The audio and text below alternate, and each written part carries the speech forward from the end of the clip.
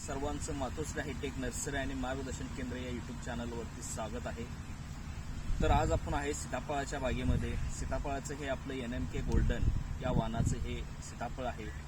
तर आज आपण साप आणि थायोमिथॉक्झम या कीटकनाशक आणि बुरशीनाशक त्याचबरोबर कॅल्शियम आणि बोरॉन या तिन्हींचं कॉम्बिनेशन असलेला आपण आज स्प्रे घेत आहोत। साधारण हा तिसरा ते चौथा स्प्रे आहे।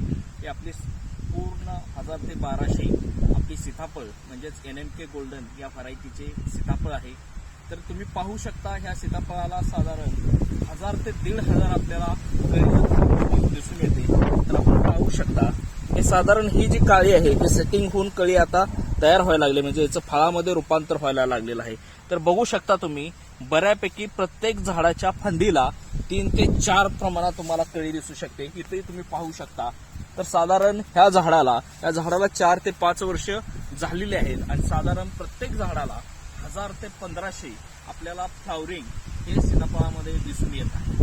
आजचा जो स्प्रे आहे तो आपला कीटकनाशक बुरशीनाशक त्याचबरोबर कॅल्शियम आणि बोरॉन याचा स्प्रे आज आपण ह्या सीताफळाच्या प्लॉटवरती घेत आहोत, जेणेकरून कीटकनाशक आणि बुरशीनाशक जे आपली कळी ठिपका असेल किंवा इतर कीड असेल रोग असेल त्याच्यामुळे जे ड्रॉपआउट होत आहे किंवा गळत आहे तर त्याच्यावरती नियंत्रण आणण्यासाठी आपण साप म्हणजे त्याच्यामध्ये मॅन्कोजेब आणि कार्बेंडेन्झिम हे बुरशीनाशक आहे।